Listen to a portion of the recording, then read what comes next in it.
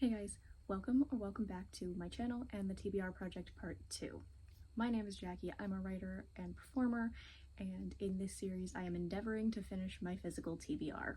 I feel like a lot of people on the bookish side of YouTube are going through this phase where we're trying to cut down on our TBRs, get through the books that we haven't read yet for various reasons, and for me, like I explained in the first part of this series, I'm feeling a bit overwhelmed by the amount of physical books in my TBR right now, and don't get me wrong, don't get it twisted, that is a very nice problem to have, that's a very privileged problem to have, but we're being a little more mindful about the books that we bring home and what we're actually going to read. So thanks for joining me on this adventure, and I have a couple of updates for you. So the first book I finished for this part of the series is Veronica Varlow's Bohemian Magic. This is essentially the published version of her personal grimoire or Book of Shadows, and if you don't know who Veronica Varlow is, she's a burlesque dancer based in New York, and she's also a professional witch.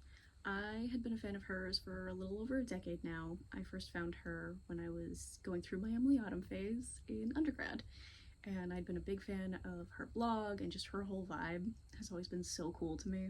So getting to read about the folk traditions and her family history was really cool. The second book I finished was Song of the Sparrow by Lisa Ann Sandell. This is one that I borrowed from one of my sisters, and it's not something I would have picked for myself, but I'm really glad that I stuck it out, even though the first third or so was slower than I usually like, because the last third really impressed me. This is not really a retelling as it is like a direct telling of some of the lore around Camelot and King Arthur. It touches on the Lady of Shalott, and it's also told in verse, which I thought was really interesting. I don't typically read a lot of novels in verse, and this is really accessible in that it's not like rhymey and cutesy and that kind of thing, because I feel like that is kind of not necessarily how novels in verse actually go, but I feel like that's kind of the vibe people might get, and I really liked it. So this update is not that I finished a book, but that I've started the next one, and that is The Diviners by Libba Bray. And yes, I do have the library barcode covered, because you don't need to know what library I go to. So right now I'm about 5 chapters into The Diviners, and I am loving it. I love Libba Bray's writing, I love the world she creates, and I can't wait to learn more about this world, and I can't believe I waited so long to read this. Well, actually, I kind of can, because I felt crushed under the weight of my physical TBR, which I know is a good problem to have, but can feel a little overwhelming sometimes. And this feels like a bit of a milestone, honestly, because it's the last library book that I've had for an embarrassing amount of time, and I'm excited to read it and return it. Does anyone else do this thing when they're trying to be more conscious of their consumer habits, where instead of stress shopping, you stress check out a bunch of books from the library and then take a million years to read them? Because that's what I did. So I'm very excited to keep reading, and I'll keep you posted.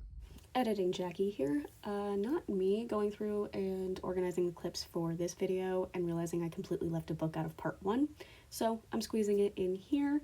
So just ignore the bit at the beginning of the next clip saying I'm down 3 books, because that has since changed. Thanks! So I finally have an update. I'm now down 3 books from my TBR stack. I finished Arona's Fate by Kaylee Smith, and most recently Afterworlds by Scott Westerfeld, and I loved this book. I thought it was so fun. It's kind of a story within a story format. It follows our main character Darcy, and it flips between her point of view and her main character Lizzie, because Darcy is also a writer, and I thought that was a really cool format. I haven't read anything quite like it, and I thought it was really fun, and it made me want to get back into my own writing, so we love that. I also wound up DNFing Momzillas by Jill Kargman. I was reading that one for another video, and I just couldn't.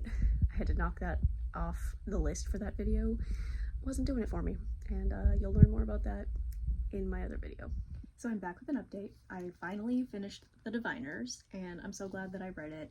It's 4 stars from me. I love everything about the world, the setting, the time, the magic system.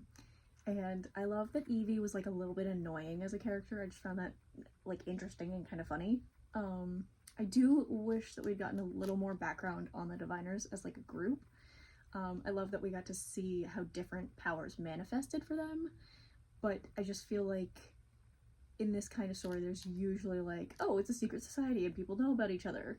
So it was fun that it was different. It didn't totally go that route, but I was left feeling like I needed a little more, like, I needed it to be a little more solid. I don't know if that's just me. Feel free to let me know how you felt about it in the comments. But we're moving right along. We have 2 more books left in this video, and the first one is The Nobleman's Guide to Scandal and Shipwrecks by Mackenzie Lee. I am so excited to read this. I love this series. I started it like 2 years ago, but because of how long my TBR was, I haven't gotten to this one yet. But I'm really excited, and I will update you as soon as I've read some. So I meant to update this while I was still reading The Nobleman's Guide to Scandal and Shipwreck, but life got in the way because fall's my busiest season, and I finished it. So I give it 4 stars. It was fun. It was a lot. Being inside Adrian's head was just like a lot for me right now.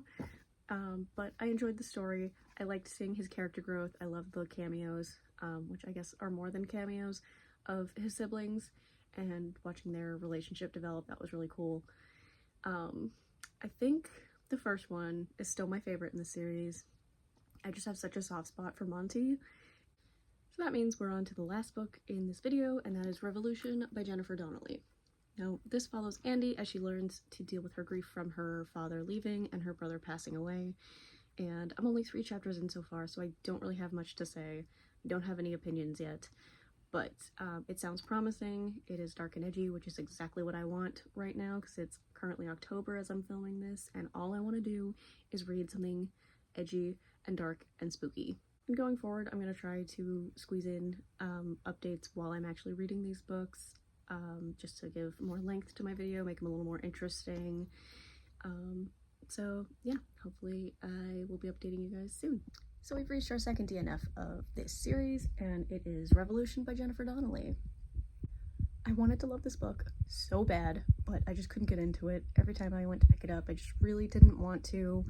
I couldn't really connect with the character. I thought it was an interesting concept, but it was just like a little bit much for me. Maybe it's a little bit too young, and I just wasn't in the right headspace to read it.